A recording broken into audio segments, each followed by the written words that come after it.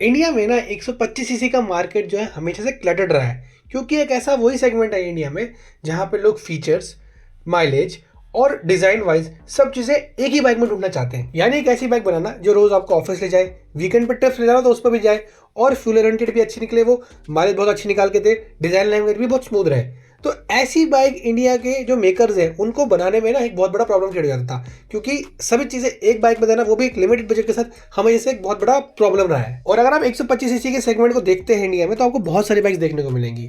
बजाज के पास जो पल्सर है 125 है, N125 है, NS125 है, हीरो वालों के पास एक्सट्रीम 125 है। अगर आप टीवीएस के पास देखिए, उनके पास रेडर है। तो जो ये सारी बाइक्स है ना, मार्केट में हमेशा से दबदबा बना रही थी। होंडा की बात करें, होंडा के पास थी हमेशा से CB शाइन 125, और होंडा इस इंजन के साथ काफ़ी समय तक मार्केट में चल भी रहा था। लेकिन हमेशा से आप लोगों ने देखा होगा, जैसे जैसी बाइक्स अपडेट हुई हैं, सभी बाइकों ने अपने अंदर कुछ फीचर्स डाल दिए। किसी में ABS आ गया है, किसी में जो है इंस्ट्रूमेंट क्लस्टर अच्छा आ गया TFT वाला। लेकिन शाइन में कभी इतना कुछ अच्छा निकल के नहीं आना था। शाइन बाइक जो थी उसने होंडा को वॉल्यूम दी, केटर करने को दिया इंडियन ऑडियंस को, और खासकर मास मार्केट में बिकी। बट होंडा को यह समझ में आ गया था कि शाइन को लेके अगर वो बाइक को आगे और उसको इंप्रूव करे, तो उस सेगमेंट से जो है बाइक को ये पार नहीं कर पाएंगे। या बाइक में जो होता है ना, सेगमेंट किंग बन जाए बाइक, वो नहीं करने वाले। क्योंकि जैसे जैसे टाइम बीतता गया, बायर्स की जो प्रेफरेंस है वो और चेंज हो गई। अब लोगों को बाइक थोड़ी और फ्लैशी चाहिए, थोड़ी पावर भी थोड़ी ठीक ठाक डिलीवर करे, माइलेज भी चाहिए, और बहुत सारे एक्स्ट्रा जो फीचर्स होते हैं वो सब इनको 125 सीसी में चाहिए। तो होंडा की दिमाग की बत्ती चल गई, और उनको इतना समझ में आ गया भैया ये काम CB शाइन से तो हम नहीं कर पाएंगे। और इसी थॉट प्रोसेस के साथ होंडा ने लॉन्च कर दी है होंडा की CB हॉर्नेट 125।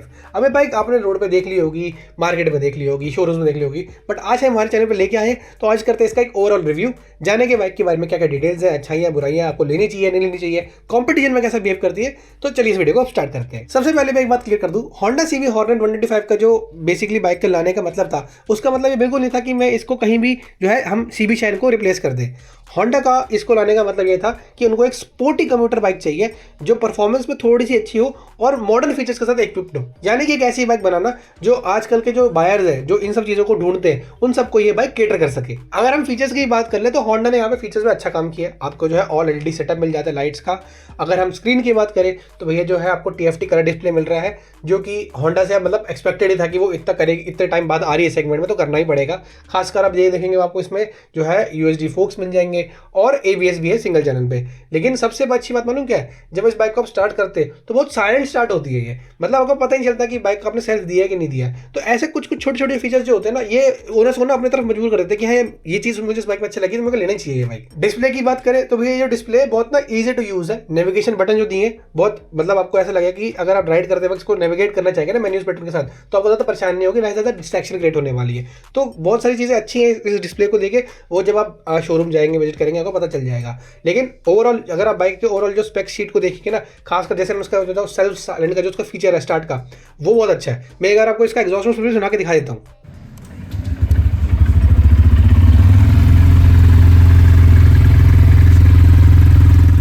अब बात करते हैं परफॉर्मेंस की। परफॉर्मेंस में भी ये देखो, होंडा का 125 सीसी का ट्राइड एंड टेस्टेड जो इंजन है वही चल रहा है, जिसको होंडा काफी टाइम से, मतलब होंडा को भी पता था और लोगों को पता था कि भैया ये जो इंजन है रिलायबल इंजन निकलने वाला है। बस इसमें जो नई बात है वो ये है कि होंडा ने इस 125 का जो इंजन है उसको जो थोड़ा ट्यून दिया है ना, वो थोड़ा स्पोर्टियर साइड पे दिया है। तो थोड़ा अगर उसको थ्रॉटल देंगे ना, तो आपका इसको थोड़ा थोड़ा एग्रेसिव साइड पे देखने को मिलेगा, एज कम्पेयर टू रेडर हो या एज कम्पेयर टू अगर आप एक्सट्रीम से देखना चाहें। उन दोनों की कैटेगरी में ये बाइक थोड़ा मतलब एकदम से कहीं बीच में फंस जाती है, थोड़ा स्पोर्टी लुक, थोड़ा एग्रेसिव थ्रॉटल। तो हाँ, इन तीनों के जो है टक्कर की लड़ाई है हमेशा 125 सीसी के सेगमेंट। लेकिन अगर आप लोगों को पता होगा, होंडा के जो 125 सीसी के इंजन होते हैं हमेशा से वो साइलेंट कैरेक्टर के होते थे, लेकिन यहाँ पे थोड़ा सा चेंज हुआ है। ये थोड़ा अनकैरेक्टरिस्टिक लगता है मुझे होंडा के पर्पस की तरफ से देखें अगर इंजन पे, क्योंकि होंडा ने इस इंजन को थोड़ा स्पोर्टियर कैटेगरी में डालने की कोशिश करी है, जिससे आपको थोड़ा ये लगेगा कि हाँ, जो इसका जैसे आप थ्रॉटल खींचेंगे अगर इसे टोन पे, तो लगेगा ही नहीं कि आप होंडा का इंजन चला रहे हो। स्मूथ है नो डाउट, लेकिन जो एक पावर डिलीवरी का रिस्पॉन्स है ना, वो लगता है कि हाँ थोड़ी कोई स्पोर्टी बाइक चला रहे हो, जो कि मेरे को पहली बार देखा कि हाँ होंडा अगर ऐसे कुछ कर रहा है तो दिस इज समथिंग न्यू जो होंडा से एक्सपेक्ट नहीं कर रहे थे। लो स्पीड्स पे इंजन का बिहेवियर बहुत नॉर्मल सा है, बहुत आपको रिलेटेबल लगेगा, प्रेडिक्टेबल लगेगा। 20 से 60 की जो आपकी स्पीड का बैंड है, इसमें आपको bike third gear fourth gear में चलाओगे तो आपको ज़्यादा परेशानी नहीं आने वाली है।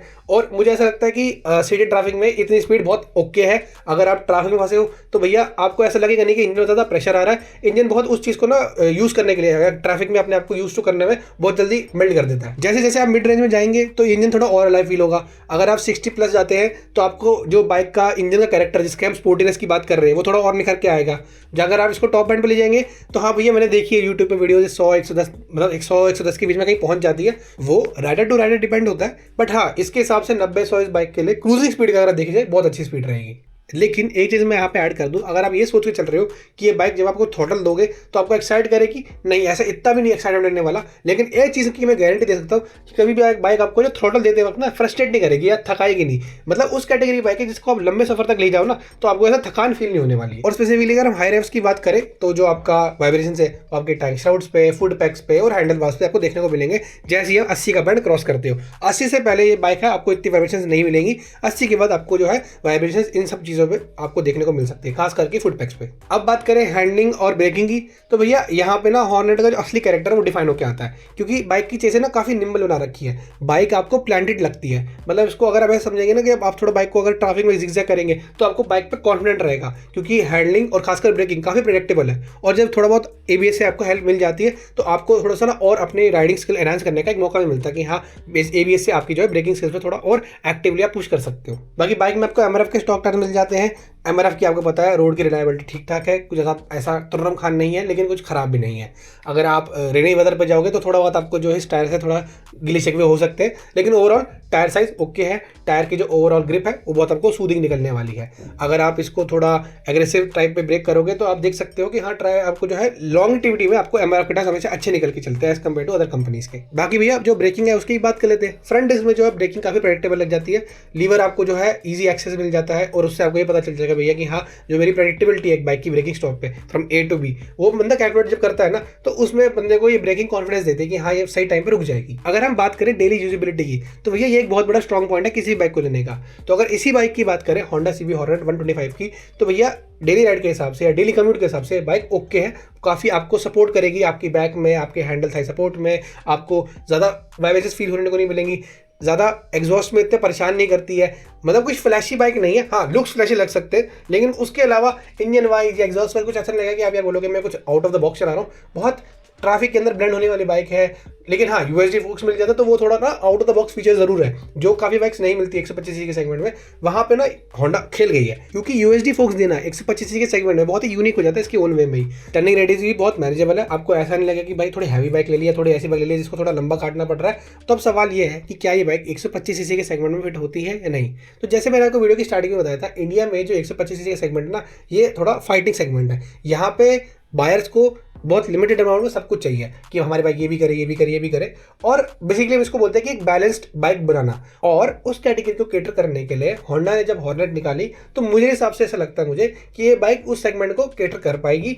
बैलेंस ज़रूर है बाइक, कुछ जगह ऐसी हैं जहाँ पे आपको लगता है कि हाँ शायद होंडा का सर्विस नेटवर्क थोड़ा उतना ओके नहीं है एज कम्पेयर टू बाकी बाइक्स, बट हीरो TVS से बेटर मिल सकता है। हाँ, पार्ट्स अवेलेबिलिटी या पार्ट्स की जो प्राइसिंग है वो थोड़ी महंगी हो सकती है, वो एक थोड़ा नेगेटिव एस्पेक्ट निकाल सकते हैं इससे हम। लेकिन ओवरऑल बाइक मुझे ओके लगी, कोई ऐसी परेशानी करने वाली बाइक नहीं है। सच बात यह है भैया कि देखो होंडा ने सेगमेंट में आने के लिए थोड़ा टाइम तो लिया, क्योंकि उनके पास शाइन के बाद से उनका एक तरह से एक अगर नया अपग्रेड बोले तो यही है।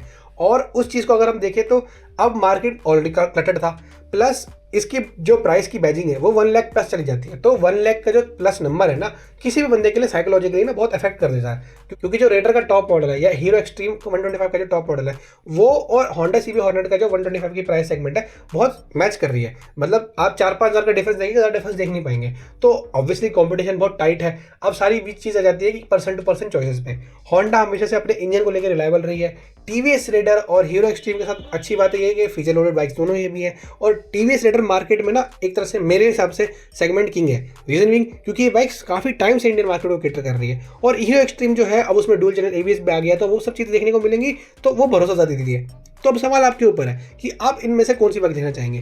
क्या आपको जो है हॉर्नेट पसंद है, क्या रेडर पसंद है, या फिर आप एक्सट्रीम पर जाना चाहेंगे। आपके जो भी थॉट्स है आप कमेंट सेक्शन में बता सकते हैं। बाकी लाइक करें इस वीडियो को, शेयर करें अपने दोस्तों में और सब्सक्राइब करें ना भूलें हमारे चैनल को।